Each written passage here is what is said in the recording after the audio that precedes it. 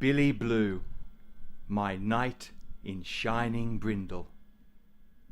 Welcome to another episode of A Poet Reads to Write.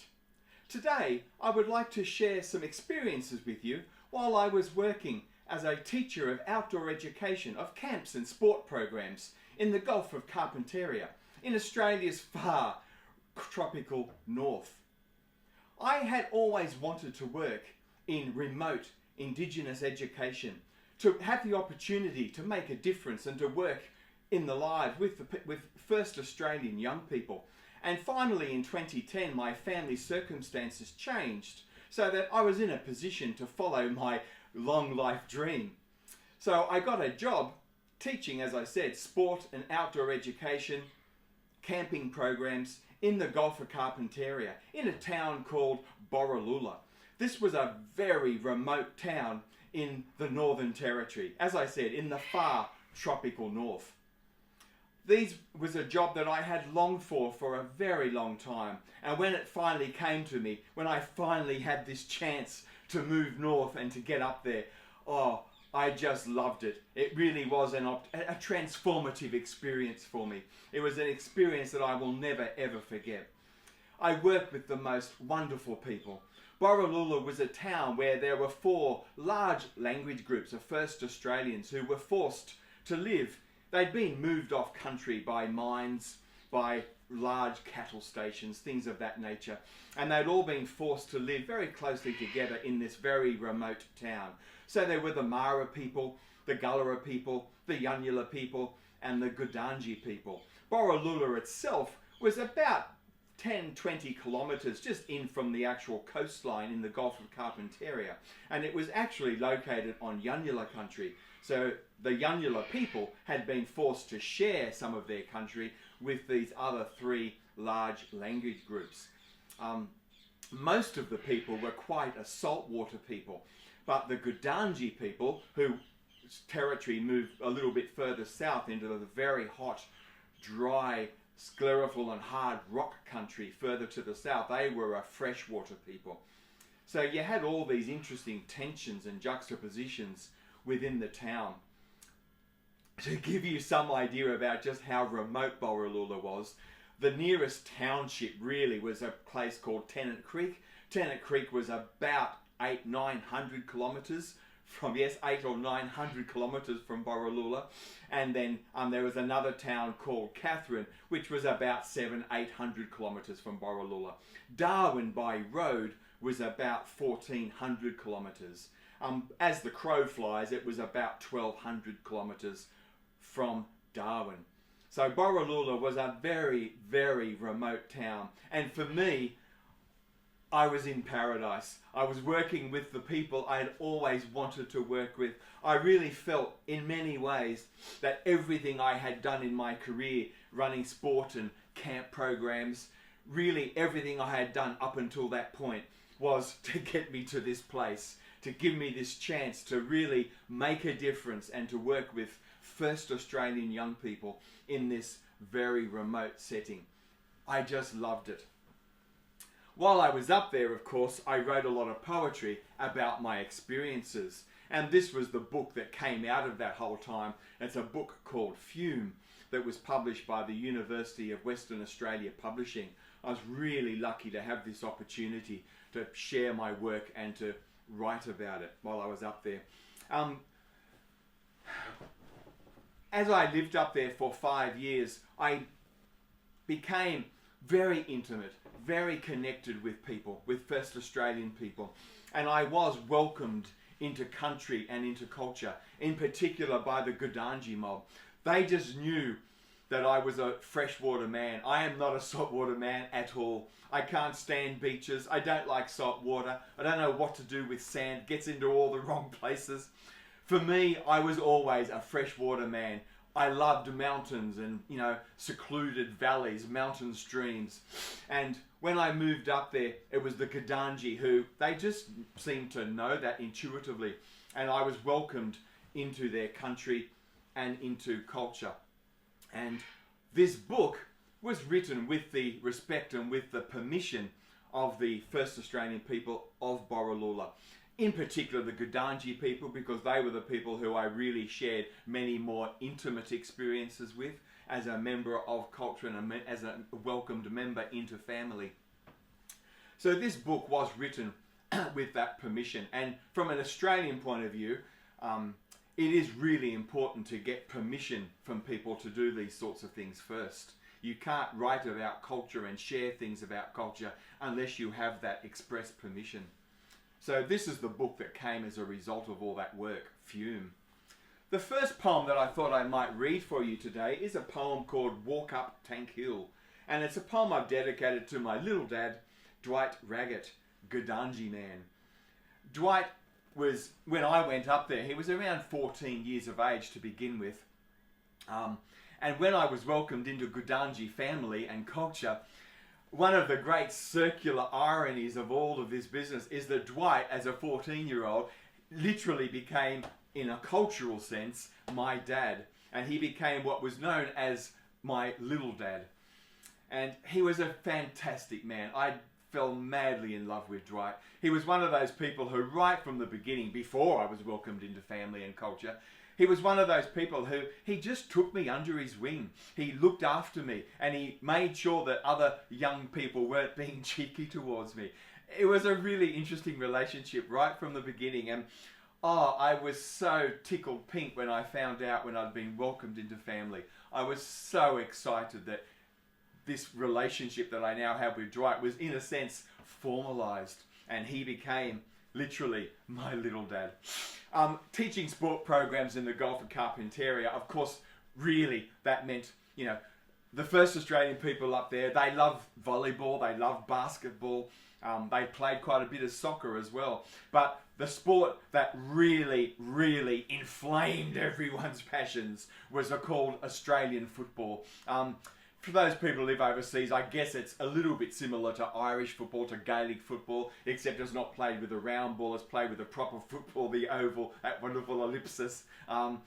So the main job that I did up there was coaching AFL, Australian football, and taking kids on camps right through the Northern Territory to represent Waterlily in AFL or Australian football tournaments and things like that. So this is a poem that took place, I suppose, at a time when I was fairly new. I was only 1 or 2 months into my Borroloola journey. And this is a poem that I've called Walk Up Tank Hill. Ironically, because it was a tropical area, you'd think it was a place where there was lots and lots of water. Not true at all. In the wet season, yes, you would get 2.5 meters of water in a 2 or 3 month period. But for the other 9 months of the year, Borroloola and the whole savannah country of the Gulf of Carpentaria was bone dry.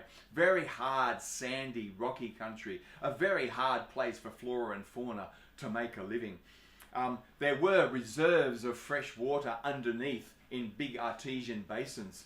And that's what happened here. There was a hill just out of Borroloola where the water from these basins was pumped up to a huge water tank on top of this massive hill, and then it was just gravity fed into everyone's houses throughout Borroloola.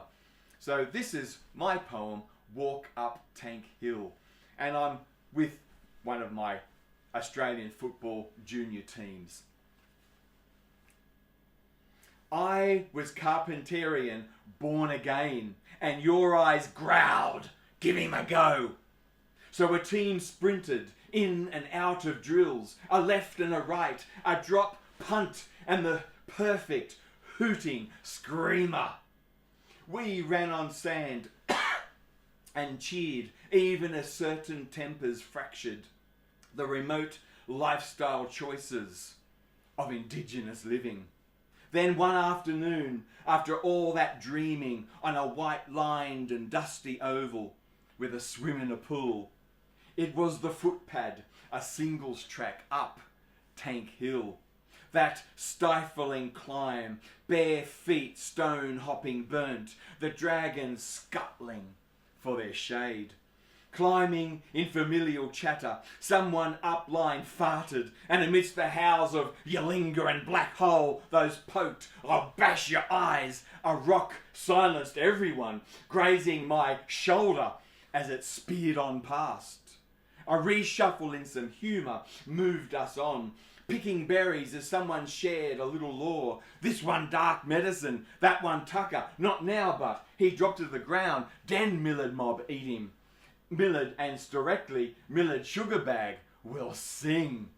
It was all red hot and heady as wilderness grew into country, and you were my map amplifying a law's perspective. Soon we discovered the knoll summit, and it was broken gaze through scrub. Water pumped slatwise from bores to this hilltop, a steel storage tank burning silver in this late afternoon heat. Water banked underground for millennia and tapped in manicured access holes, sung in law and now siphoned for consumption under an authority's bill. We repossessed, and the Gulf lifted and opened to dark, stringy barks and woolly butts amidst the spear grasses and cathedral mounds. The centuries of law disrupted, defiant, singing a storm still. So hard to imagine a straight spine, but here they were, a raw Einstein, rusted but ochred, dancing still. Since dwelling off country is to wait for sickness, like the message stick, lantana engrafted. Heat shimmering with shadows on cave walls, the red hand stenciled blown for company, a mark signed on a canvas for their making, already weathering back to wild stone. You perched in the elbow of a woolly butt, just where my snapshot shows you, grinning straight back at me. So in the nature of circular skin ties, me, a middle-aged Munanga, a white bloke, you, my lil-dad, the teenaged ruckman, shining, even as storms, grey sidelong, with the ache of your sniffing, a sadness stone, like the nubbier's bone-choking clutch, threatening dead-of-night torment on top this country's Tank Hill. Unfortunately, my little dad did have a slight problem on and off with petrol sniffing. Didn't do it very often, and fortunately people were able to get on top of that with Dwight and rescue him from that. You can see the poetry that I have in this book. It's very narrative driven. First Australian people have a wonderful way of singing country, singing culture, of singing that custodian relationship to the country and to sacred sites through story, through song. So really representing that narrative drive to songlines, to the singing of custodianship relationships. This book is a very narrative driven book. Nearly every poem in this book has a strong narrative drive to it. And I hope that the language itself is richly evocative and quite dramatic, again, to really celebrate the people that I was working with and the experiences that I had up there. This is another poem called Brolga Clan. The area up there was it was a rough and wild rodeo country. You know, everything revolved around cattle, the gathering up of cattle. It was a wild rodeo culture that I'd stepped into. It was astounding. And there was also a lot of tradition of Indonesian fisher people called Macassans, and they had been trading with the first Australian people right through the northern Australian coastline, from far north Queensland right through the Northern Territory right over to Western Australia. They would come every year and trade with first Australian people for hundreds of years for things like trepang or sea cucumber, and for other valuable timbers like sandalwood, for other types of things, dugong, turtle, all sorts of things. So there had been this wonderful trade between first Australians and the Macassans, or the Indonesian boat people, for hundreds of years. And this poem partly references some of these sorts of things. Brolga Clan. Brolga was one of the really important totems for the Yanyuwa people of the Waterlily region. Brolga is a beautiful big wading bird, very large, a spectacular bird. From the town camps, junk is spoiling like a sniffed fume squall. and a clan of Brolga are trumpeting their distaste, regally bowering and high-stepping their preened, meddlesome chests and arching their wings upwards in a whoosh of grey ochred law. From around the bend, a four-wheeler spins like a shanghaied wedgie, collapsing to maggots on the ground. The beloved moccasins, hoary old tamarind trees, their emerald, exotic glass and steel tools, paving the Trepang and Shell starlit highway, colonially rutted by uniformed, rifle-collared lines.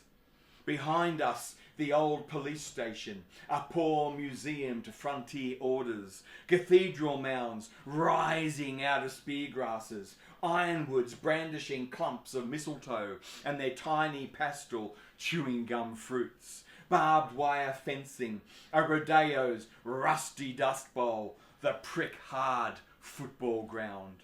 And from those sidelines, I was stamped to cheer. Barefoot cyclones, like a satellite, stepping stars. The kids that I coached in these teams, boys and girls, they all loved Australian football. They really were my stars. I loved nothing more than to be on the sideline cheering these kids on. Here's another poem that I've written in this book called Inheritance. This book really is a celebration of that strong rodeo culture. Unfortunately, because it was such a rodeo culture, a culture centered around cattle and around ropes and all the things that you can do with ropes, one of the sadnesses that did come and express itself sometimes in Waterlily was the passing by suicide of some people. It was a great sadness. Waterlily did have a lot of problems with violence, with FASD or fetal alcohol stress disorder, and there were a lot of problems with violence. The riot squad often had to be flown out from Darwin to bring law and order or to restore law and order. And some of these sadnesses, as I said, did express itself in the passing away by suicide when some people had just had too much. And usually when someone passed away by suicide, it was by hanging. It was a rope culture. It was, ropes were always handy. People knew how to tie any type of knot and how to use ropes for all sorts of miraculous purposes. They also had this incredible tradition, and there was no money for a proper mechanical bull to practice your rodeo skills on. So they would get empty, huge drums, metal drums, and they would string them with rope between trees, and this drum would of course be circling round, and it was the perfect mechanical bull substitute to practice all your rodeo skills. So this poem, it is a celebration of that rodeo culture, of the culture, the incredible finesse and skill that people express themselves with in the tying of ropes and the using of ropes for all sorts of purposes. But there is also at the end of the poem a sadness about what else a rope could be used for. This is a poem I have called Inheritance. And I guess from a post-colonial point of view, it is about inheriting all that violence of colonialism as well as all the good stuff from family and culture. Bigger than Christmas, the Waterlily Rodeo announces itself with a mushrooming of camps as show trucks and outstations chorus below a starlight Big Dipper out on the edges of town. I unroll my swag with buffaloes, the Gudanji mob from Bauhinia Downs, Cow Lagoon and Devil Springs, where this year's mood is a carousel, cracker and acclaim. At the camp centre, a 55-gallon drum is suspended between the forks of two trees by ropes bound to their anchor points, with the neatest of figure-8 knots, a mastery of makeshift mechanical bull.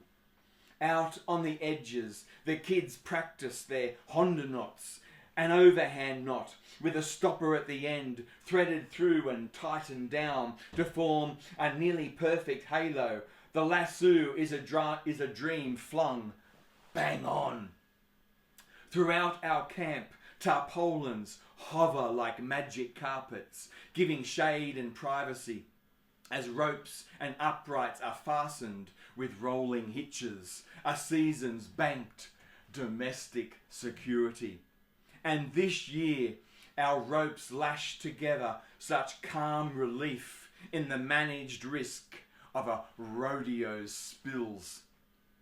This year, we are spared the dawn drop and swing, when the rope is laid down in a wide sideways S, the end wrapped round 13 times to form a loop tightened for the end. This year, when dawn breaks, the bull rider's 8-second rattle is our only breathless yield.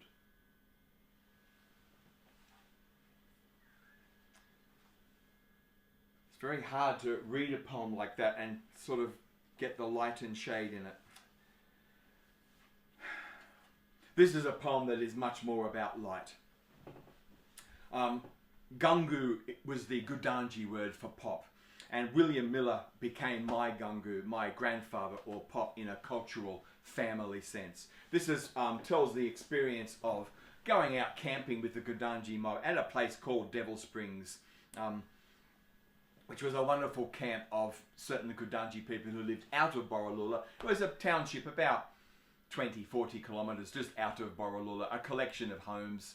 It was called a camp, but it was a collection of homes for about 40 people usually, and there was a permanent small spring there, hence it was a good place for some of the Gudanji people to live who didn't want to live right in town in Borroloola. Dawn Song. I strode through bush in the Gulf's full moon, half dark, somnambulant air and ambush predators, stillness. Not a bullocky, not a brumby, but all thirsty and cast in fear. From our campsite, I followed a dry creek where my footprints faltered on fractured iron, eroded, rusted rubble piled to the ridgelines that I perceived as a pair of conjoint arcs, an earth artist's reflexive refuse. And looking away, I saw the Gudanjis, devil dreaming, megalithic in grievous grey, a breakaway exile, a slyboots bereft of his ancestor wife. I passed by this iron-capped mesa with those vehemently remembered howls of a Nabiya's clutching, choking reach, grey ghostly fragments of an ashen, law-fed world. I shuddered in starkness above scarps and nick points. The worry birds, drawn out wailing, wee-ee, turned and it was dawn. The wind picking up, leaves rustling and ashes blowing across the ground. Familial chatter, turtles cooking, and Gangu cupping his hands in percussion and quietly singing, lifting his country, making it good, making it listen. It was just amazing going out to bush, to country with the first Australian people, and to hear them singing country, singing that, as I said, that custodian relationship between themselves and the country where they were. This particular poem is set, it was a sacred site for the Gudanji people. It was the dreaming site of the devil, of the Nabaya, a particular spirit, and not devil in the Christian sense. The Nabaya was a really important totem, a feared totem, but it was a very important totem for the Gudanji people. And here Gangu was singing that custodian relationship of the Devil Springs community people. Just amazing time. This is another place, another very important place for the Gudanji people. This was a permanent waterhole, a permanent lagoon with beautiful water lilies. It was a beautiful place. It nearly always had freshwater crocodile in it. It was a magnificent place. This particular place was the site where two particular totem birds, their song lines were sung. And one of them was Burrawalla, who was the sulphur-crested white cockatoo. And along with Burrawalla, there was the Jaguduju, which was the site or the songline of the emu. So this is a poem which celebrates the Yanyuwa and the Gudanji people, and as a meeting place where they could come together because of this permanent water source and the rich food. You know, water lilies were a very important part of food. You know, you could do things food-wise and medicine-wise with the flowers, with the seeds, with certain parts of the roots and the bulb underneath the water. You know, every variety, and there were many varieties of water lily, every variety offered many opportunities for bush tucker and bush medicine. And then, of course, there were all the freshwater turtles, the freshwater crocodile. There were all sorts of things there, lots of birds, lots of wading birds, ducks, etc.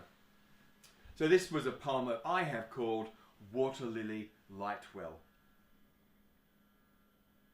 The wet season's first rain is a buck jumper's cock-a-hoop, 8-second rattle, flushing free Burrawalla's space in white plumage and upswept sulphur crest, as pent-up raucous screech bloom spear grasses, and the thrown elongated green hues casting to salmon peak and deepening rust-coloured streaks. Bats and more birds return from the north, riding fat highways of morning glory clouds, as thick life again floods from Karanjini's limestone cliff-cradled swamps and billabongs.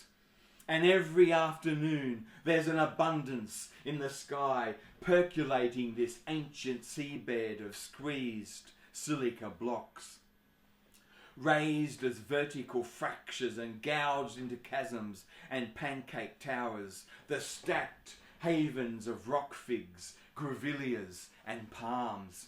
As Burrawalla sharpens his powerfully curved bill on his lost city's home, his mandibles articulated for crushing and tearing a landscape's hunted, wood-boring grubs.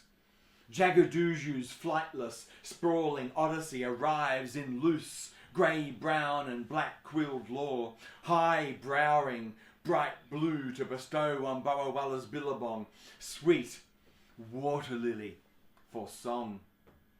In this preened and chiselled country, the Yanyuwa and Gudanji bind in spirit form. One a turbulently swept red coastal silt, the other a limestone's cradled gold alluvium. This confluence of ochre-enriched lore is pooled in Burrawalla's bedrock when evaporations draws iron to surface. This inside story's business backbone of place.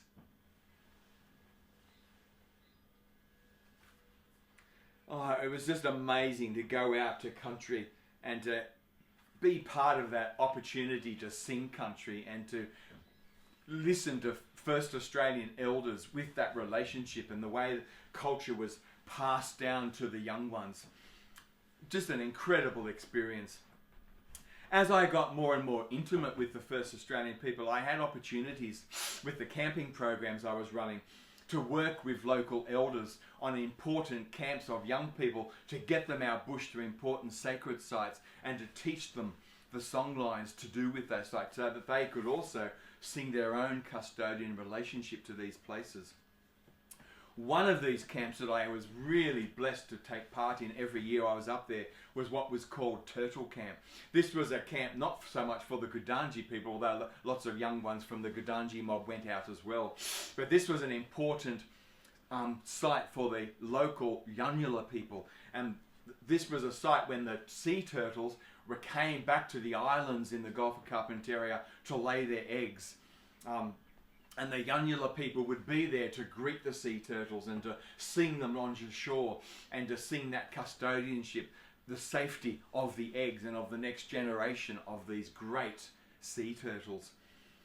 So I went out every year with the Yanyuwa mob, and we took out the young people, and the elders of the Yanyuwa would be teaching the young ones these song lines to do with the, as I said, with the turtles and with the laying of eggs. So this is a poem I wrote, sort of bringing all of this together,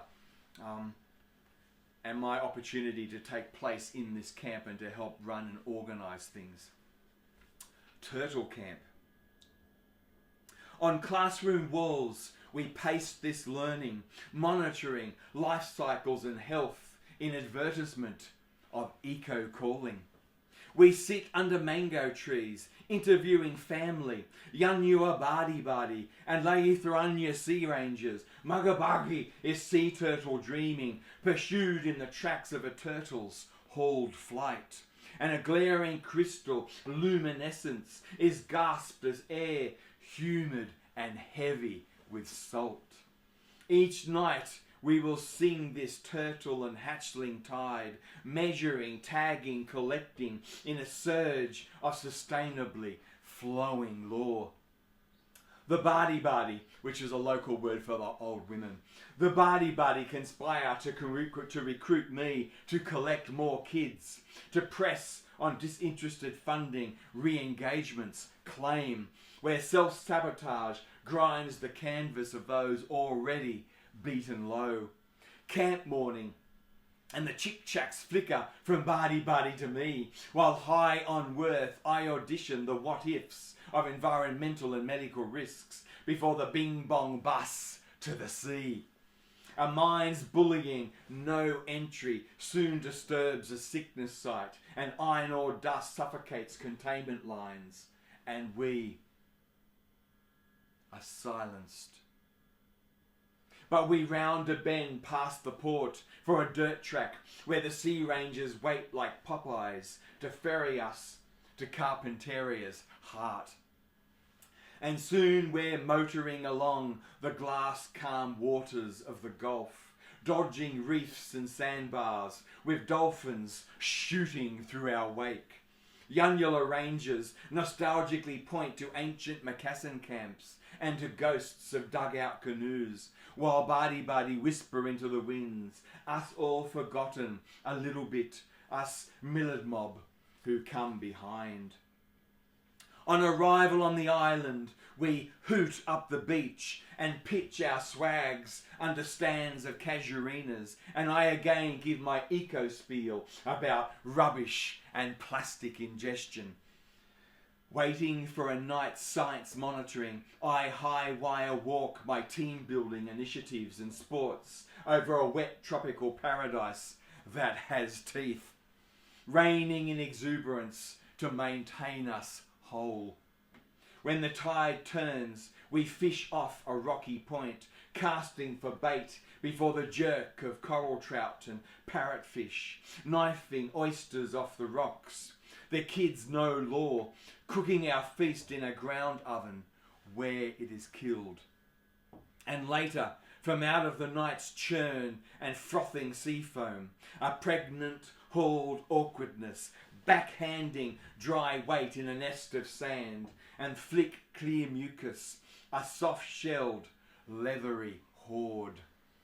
With our field work complete, the last turtle turns, and the Badi chant, swaying to the animal's rhythm, as the kids take small dancing steps, their hands raised waist high, palms upward, urging the labouring turtles on.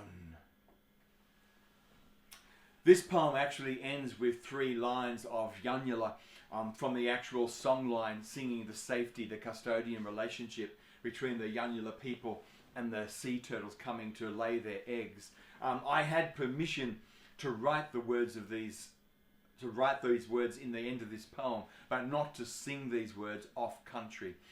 To sing those words, I need to be back in the Gulf of Carpentaria, so I will leave it just at that. The last poem that I thought I would read to you today is a poem called Royalty. This is again a Gudanji orientated cultural poem, a opportunity again where my Gudanji family took me out to country to sing me into a special custodian relationship with a really important place called Jayipa. I was sung into a junkai or custodian relationship to this permanent waterhole. Very important waterhole for the Gudanji people. As I said, their country was a very rocky, very hot, dry, sandy country, savanna country. So any place where there was a permanent source of water was very important, of course, not only for drinking, but for washing, and of course, all of that bush tucker and bush medicine, which people love to share with you what you could eat and what you could, use for bush medicine, and how you could use different things and what preparations things often had to go through. So this is a poem that I have called Royalty. It has a bit of a sadness. This particular waterhole, Jayipa, was on the edge of a very big mine, and the mine had done a lot of environmental damage and poisoned much of the waterways that fed into Jayipa. So it was a difficult place with this terrible legacy of mining, of a very damaging, very large mine. And the mine had also actually damaged a very important sacred site for the Gudanji people. There was the MacArthur River, this big river that went through this dry country. And the mine wanted to expand. It was a huge open cut mine. And so they literally just changed one of these bends in this river, and they rerouted the river itself. And in doing so, they destroyed a very important Gudanji sacred site. So that was a source of huge grief and sorrow for the Gudanji people. Not only did they have that sacred site destroyed, but the mine also denied entry onto all of their land for the Gudanji people to come back and sing songlines and that sort of thing. It was a very difficult relationship between first Australians and big international mining organisations. So this poem, as well as celebrating Gudanji culture and this beautiful waterhole Jayipa, there is a real sadness about the impact, the devastating impact of mining in this area. So this is a poem I have called Raggett, and it is for Millard Gudanji Miller and Raggett mob. The Millers and Raggetts were two of the really big family groups within the Gudanji people. I drove out bush with family again to Jayipa, a catfish hole lined with paper bark and river gum, and those gleaming quartzite outcrops like a silver and zinc plinth encompassing dark sheet water. We hopped, stinging across the baked earth, tessellating black soil with small sand drifts, gathering to the decaying stone-boiled edges. And while Nana fired a billy, weaving pandanus frond sieves, we all crashed, energised in the brown water's warm wash. In the late afternoon cool relief, as Pop arrived to dig a bush turkey ground oven, we all set to work. The boys took a cast net and hand lines for barra, while the girls hunted in water, feeling in the mud for waterlily bulbs, onions and yams. Later, they tap danced the mud, sweetening our outlook, a seismic detection service, reading for hibernating turtles, a shelled familial finery. At nightfall, our guts tight with their fill, we fired the billy and traced stars as Pop smoked us in Kwandong, picking us up. And Nana sang country, rousing the scrub, and a rainbow's payback on this mine's seepage, and another's foreshadowed hole in our burial grounds, mucking us up, making us sick. The relationship between First Australians and country is so intimate, so strong. There really is this feeling, not only a feeling, there is this unbreakable bond that unless you return to country and sing country, your spirit, your soul will actually get sick. So to deny First Australians access to return to country, to sing that custodian relationship, is to make a whole people sick. It was terrible. The legacies of colonialism in the Gulf were very sad, very traumatic, very traumatizing to witness. But these were a people that were so resilient, so strong. There was so much to fall in love with, to be exuberant about. And I hope this poetry, which, as I said, has a strong narrative sort of bend, I hope that I've been able to evoke a sense of drama and richness in the language to really celebrate those strong cultural links and all the things that, those transcendent things, relationships that I experienced in my 5 years up in the Gulf of Carpentaria. It was 5 years I will never forget. I had some of the proudest moments of my life up there. Fantastic. And they're places that I will always go back to, people that I'll always be returning to, because now I am in that relationship with them, and if I don't go back, I also will get sick. That's that relationship. So thank you for tuning in. This is my book, Fume, and just a small collection of 7 poems that I thought to give you a taste of the sort of things that are in this book. Thank you. See you next week, and bye for now.